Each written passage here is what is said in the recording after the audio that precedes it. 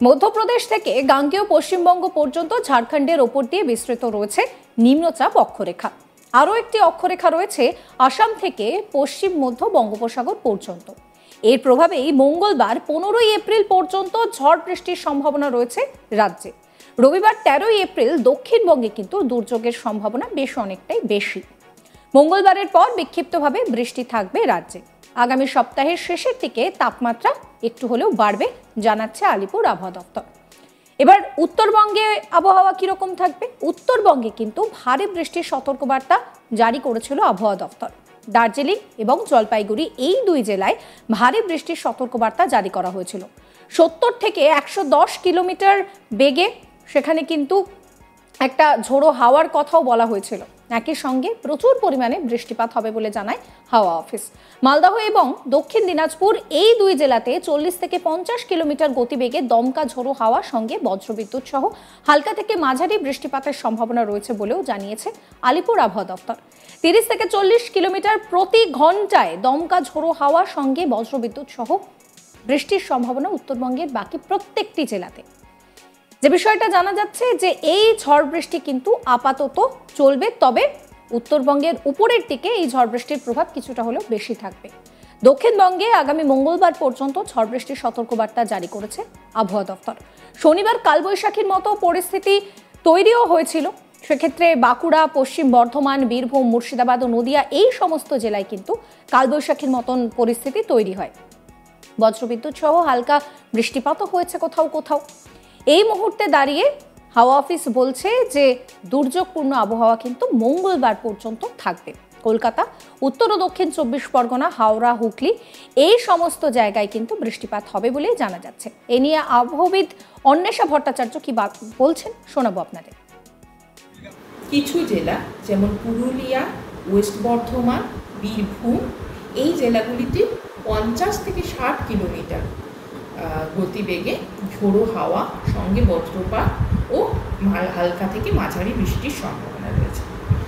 আর কিছু জেলা যেমন ইস্ট বর্ধমান, বাঁকুড়া, মুর্শিদাবাদ, ঝাড়গ্রাম, ওয়েস্ট মিদনাপুর এই জেলাগুলিতে 40 থেকে 50 কিলোমিটার পার হাওয়ার গতিবেগে ঝোড়ো হাওয়া এবং সঙ্গে বজ্রবিদ্যুৎ সহ হালকা থেকে মাঝারি বৃষ্টির সম্ভাবনা রয়েছে।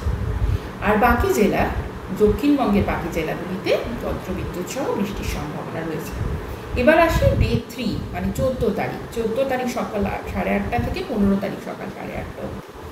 সেখানেও ঝোড়ো হওয়ার সম্ভাবনা রয়েছে 40 থেকে 50 কিলোমিটার গতিবেগে এবং সঙ্গে বজ্রপাত ও হালকা থেকে মাঝারি বৃষ্টির সম্ভাবনা রয়েছে। North 24 Pargana, south 24 Pargana, Purulia, Bankura, Jhargram, east west Midnapore আর বাকি ডিস্ট্রিক্টগুলোতে ঝোড়ো হাওয়া এবং বজ্রবিদ্যুতের সম্ভাবনা রয়েছে এবং হালকা মাঝারি বৃষ্টিপাত। এবার আসছি 15 তারিখ সকাল 8:30 থেকে 16 তারিখ সকাল 8:30 অবধি। বজ্রবিদ্যুৎ সহ হালকা থেকে মাঝারি বৃষ্টির সম্ভাবনা রয়েছে West Bardhaman, Purulia, Bankura, Jhargram, east and West Midnapore. এছাড়াও 16 তারিখ সকাল 8:30 থেকে 17 তারিখ সকাল 8:30 অবধি মোটামুটিভাবে সবকটা ডিস্ট্রিক্টে বজ্রবিদ্যুৎ সহ হালকা থেকে মাঝারি বৃষ্টির সম্ভাবনা রয়েছে। এবার আসছি উত্তরবঙ্গে আজকে ভারী বৃষ্টির সম্ভাবনা রয়েছে দার্জিলিং এবং জলপাইগুড়ি জেলাতে এবং এই দুই জেলাতেই 40 থেকে 50 কিলোমিটার গতিবেগে ঝোড়ো হাওয়া সঙ্গে বজ্রপাতের সম্ভাবনা রয়েছে। এরপর আসছি নর্থ দিনাজপুর, মালদা ডিস্ট্রিক্ট, যেখানে আজকে বজ্রবিদ্যুৎ সহ ঝোড়ো হওয়ার সম্ভাবনা রয়েছে। হাওয়ার গতিবেগ থাকার সম্ভাবনা 40 থেকে 50 কিলোমিটার পার হাওয়া। আর বাকি ডিস্ট্রিক্টগুলোতে 30 থেকে 40 কিলোমিটার গতিবেগে ঝোড়ো হওয়ার সম্ভাবনা রয়েছে। এইবার আসছি 13 তারিখ মানে কাল ডে 2। উত্তরবঙ্গের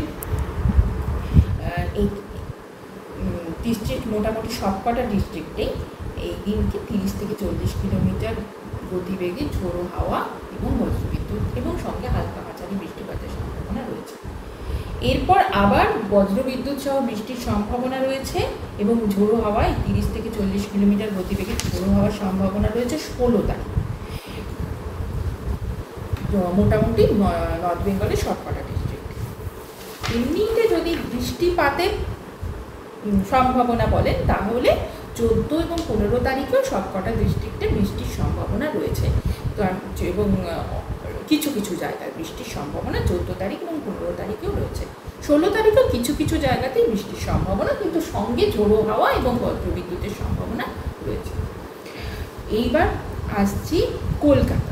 কলকাতাতে আগামীকাল তাপমাত্রা থাকার পূর্বাভাস আমরা যেটা দিয়েছি সেটা হচ্ছে আজকে দুপুরের সর্বোচ্চ তাপমাত্রা থাকার সম্ভাবনা 34 ডিগ্রি সেলসিয়াস, আর কাল সকালে সর্বনিম্ন তাপমাত্রা থাকার সম্ভাবনা 23 degree Celsius.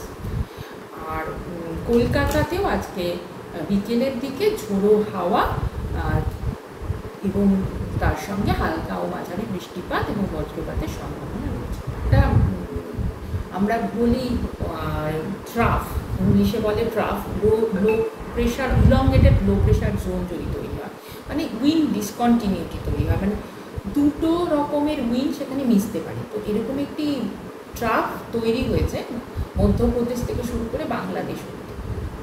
Elongated low pressure zone বলতে পারে, বা বাংলায় বললে হয়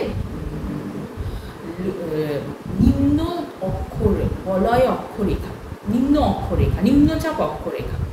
এই নিম্নচাপ অক্ষরেখা তৈরি হওয়া মানে দু রকমের বাতাস, একটা হচ্ছে নর্থ ওয়েস্টের দিক থেকে আসা শুকনো বাতাস এবং বে অফ বেঙ্গলের দিক থেকে আসা আর্দ্র এবং ময়েস্ট আর কি, আর্দ্র বাতাস, দুটো মিক্সচার হয়। এবং নর্থ ওয়েস্টের দিক থেকে মানে উত্তর পশ্চিম দিক থেকে যে শুকনো এবং উষ্ণ বাতাস আসছে তার সঙ্গে যখন ময়েস্ট বাতাস মিলে যায় তখন সেখানে মেঘ তৈরি হয়ে ভারী বৃষ্টিপাত এবং ঝোড়ো হাওয়া এবং বজ্রবিদ্যুতের সম্ভাবনা থাকে। তো সেই কারণেই এই কদিন ধরে বৃষ্টির সম্ভাবনা থাকছে। এই যে ডিসকন্টিনিউটি জোন বা নিম্নচাপ অক্ষরেখা সেটা যদি আবার চলে যায় তখন এই বৃষ্টির সম্ভাবনাগুলো কেটে যায়। কবে থেকে স্বাভাবিক হচ্ছে বলতে আপাতত আমরা দেখতে পাচ্ছি যে কিছু কিছু বৃষ্টিপাতের সম্ভাবনা আগামী 7 দিনই মোটামুটি দক্ষিণ এবং উত্তরবঙ্গের সমস্ত জেলাতেই রয়েছে। কিছু কিছু জায়গায় বৃষ্টিপাতের সম্ভাবনা মোটামুটি সমস্ত জেলাতেই আগামী 7 দিন রয়েছে। এরপরে পরবর্তী ফোরকাস্ট আমরা এর পরে দেখব। এখন আপাতত মোটামুটি সমস্ত জেলাতেই আগামী 7 দিন কিছু কিছু বৃষ্টির সম্ভাবনা, কিছু কিছু জায়গায় বৃষ্টির সম্ভাবনা। সমস্ত খবরের আপডেটের জন্য আপনাদের নজর থাকুক আজ তাক বাংলায়। চ্যানেলটিকে সাবস্ক্রাইব করবেন, নোটিফিকেশনের জন্য বেল আইকনে ক্লিক করবেন, ফলো করবেন আজ তাক বাংলার হোয়াটসঅ্যাপ চ্যানেল।